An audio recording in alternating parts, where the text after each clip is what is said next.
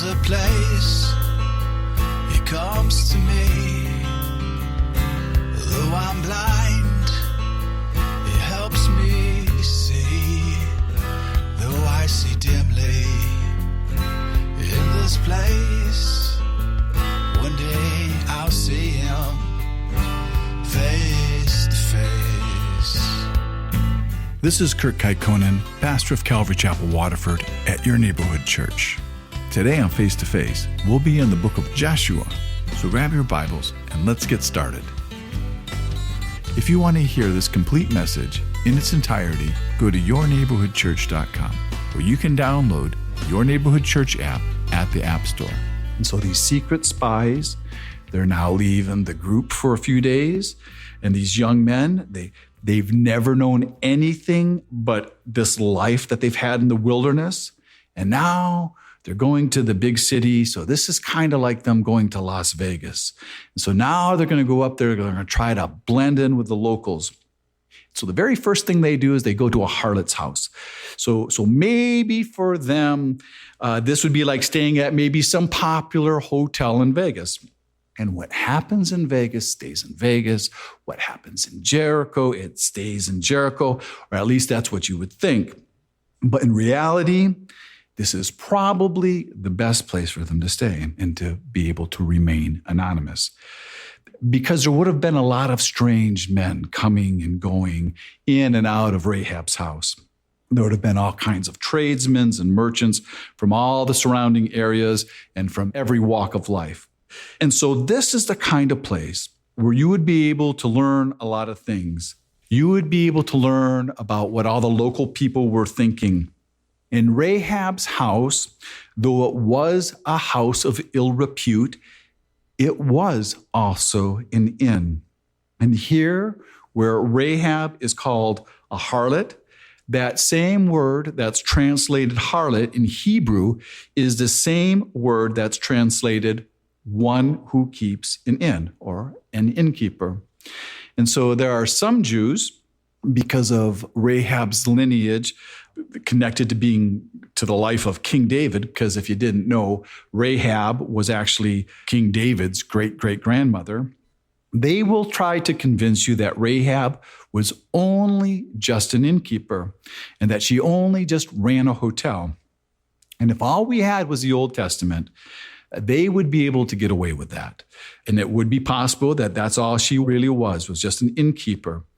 But in the Greek, and every time that word harlot is translated in relationship to Rahab, like the way it's translated in the book of Hebrews and in the book of James, it clearly means a prostitute. So Rahab, yes, she did run an inn, but she was also a prostitute, and she was a very successful one because her house was built on the city walls, which was a very desirable location. You could imagine the view. And that's because Jericho here, it is a double-walled city, which means it had an outer wall and it had an inner wall. And both of these walls were over 30 feet tall, and they were wide enough to be able to run chariot races on top of them, with the outer wall being 10 feet thick and the inner wall being about 15 feet thick. And then between the two walls, there was 15 feet of open space, which made breaking into this city with the gates locked almost impossible. And so Rahab's house, the one that we're talking about here, it's believed it wasn't just built into the wall, but that they had ran beams across on top of both walls over that 15 feet of open space. And that's where they built her house, that they were built on top of those beams, on top of those walls. So that would mean that her house would be 30 feet in elevation. So this was a very desirable location in the city. And this is a place where a person could lodge and have their privacy, especially for these men who wanted to be discreet. So this was a good place to hide.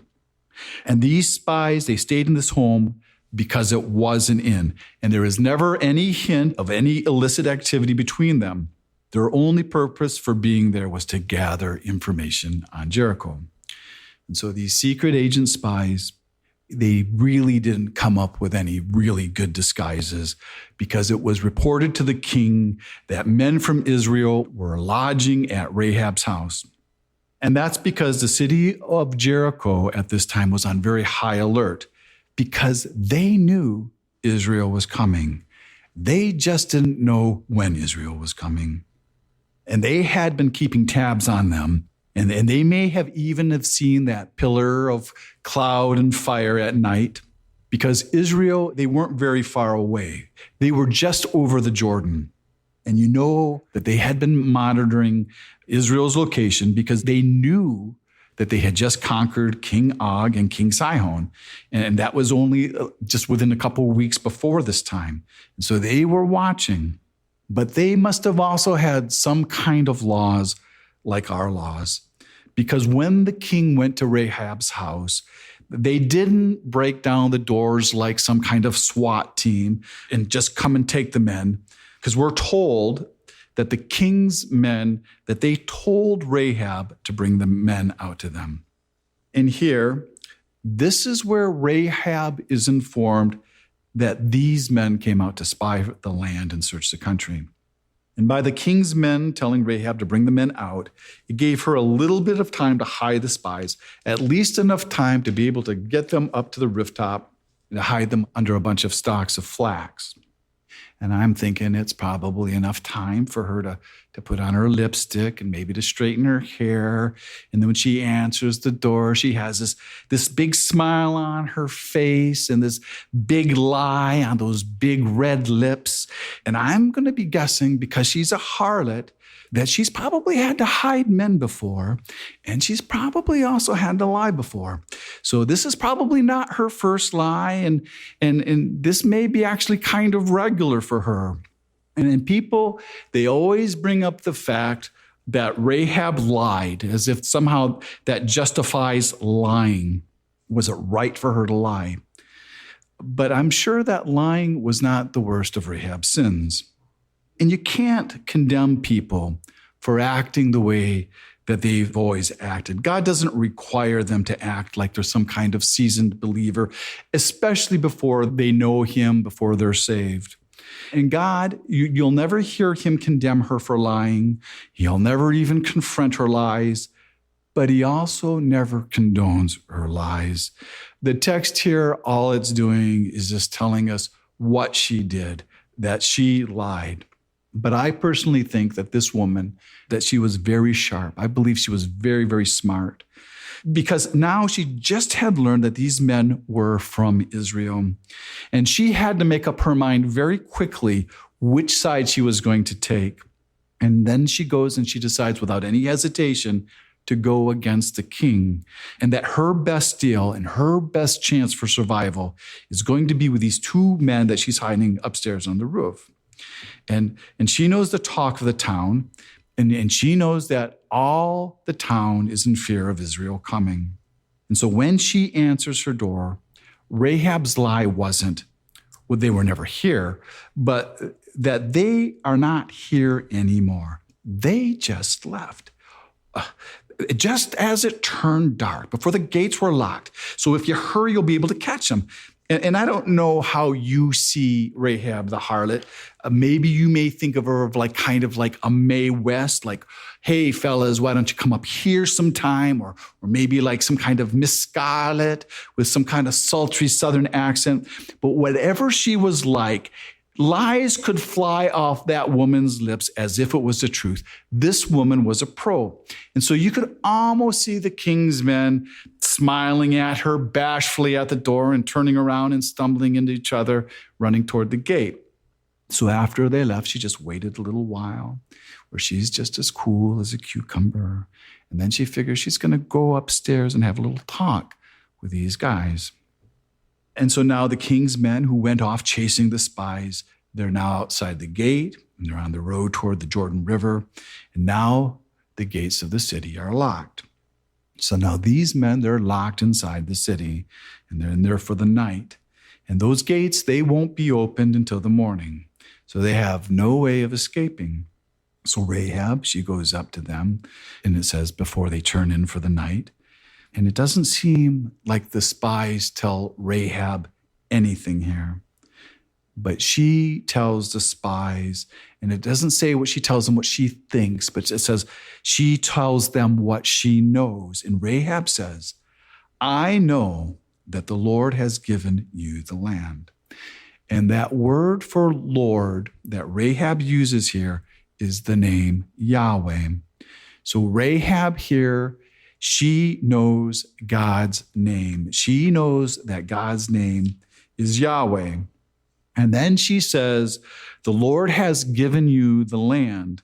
And here again, this is all past tense, which means it's already been given to them by the Lord, and she knows it.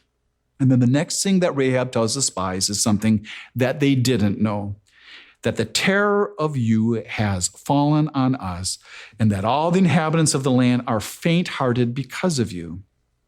Now, this is exactly the same thing that the Lord had told Moses way back in Exodus 15:15, 40 years prior, when they just crossed the Red Sea.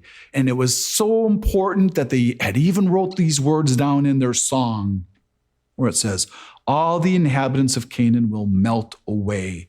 Fear and dread will fall on them. And it's the same word here, faint-hearted, that we read, is the same word that's used in that song that says melt away. And so God had told Israel this way back when they first crossed over the Red Sea. And now they're hearing it again for the second time, but now they're hearing it from this Gentile Canaanite woman. And they didn't know until she told them that not only just everyone in Jericho, but everyone in Canaan was in fear of them, all the inhabitants of the land. And that they're not only faint-hearted, but they're all terrified. And she says, they're terrified of you. And then she says, but it's because they heard of how the Lord dried up the waters of the Red Sea for you when you came out of Egypt.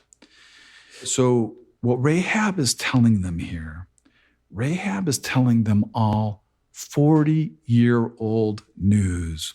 So that means that these people of Jericho, they've known that Israel was coming for 40 years. So it's almost like she's saying to them, well, so where have you been? You just showed up now? We've been expecting you. We've been waiting 40 years for you. So what was so wonderful in the wilderness that has taken you this long? And it shows that the people in the land of Canaan had more faith in the God of Israel than Israel had in them. That the Canaanites knew that God was going to give the land to Israel. And so when God had sent those original 12 spies into the land, Israel could have taken it if they only had some faith and they hadn't been so foolish. You've been listening to Face to Face. Face to Face on this radio station has been provided by Your Neighborhood Church. If you want to help support Face to Face and put this program on other stations just like yours, you can contact us at yourneighborhoodchurch.com or write Your Neighborhood Church, P.O. Box 500, Romeo, Michigan 48065. There's a place he comes to me. Though I'm blind, he helps me see. Though I see dimly in this place, one day I'll see him face to face. Tune in again tomorrow at this same time as we continue to go through the Bible.